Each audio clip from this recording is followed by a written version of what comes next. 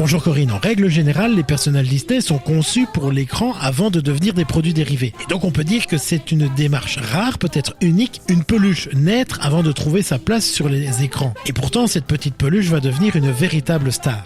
Bonjour Nicolas, 19 juillet 2002, voilà une date importante, celle de la naissance d'un personnage qui est peut-être un peu moins connu dans nos pays. Il s'agit de Duffy, l'ours de Mickey. Alors Duffy, c'est vrai que voilà un nom qui ne parle peut-être pas à tout le monde et pourtant il a été élevé au rang de star dans l'univers Disney. Absolument, mais pour comprendre son histoire, il faut remonter à cette fameuse date du 19 juillet 2002. Nous sommes alors au Walt Disney World en Floride et ce jour-là, une nouvelle boutique ouvre ses portes à Downtown Disney qui est devenu depuis Disney Springs. C'est un espace qui propose un mélange éclectique de boutiques, de restaurants, de divertissements. La boutique s'appelle Once Upon a Toy. C'est un projet ambitieux, conçu pour être le plus grand magasin de jouets de tout le complexe. On y trouve des jouets, des jeux, des objets de collection avec une scénographie immersive et des décors tirés des grands classiques Pixar. Une promesse aussi, faire rêver les petits comme les grands à travers le jeu. D'ailleurs, on a même le droit de jouer avant d'acheter. Il fallait marquer l'événement. Les équipes marketing ont eu une idée de génie. Imaginez un nouveau produit. Plutôt que de ressortir une vieille licence ou d'exploiter un personnage déjà existant, ils veulent créer quelque chose de neuf tout en gardant une connexion affective immédiate pour les visiteurs. Ils conçoivent alors une peluche, un petit ours avec une tête toute ronde et un museau en forme de tête de Mickey. Duffy est né.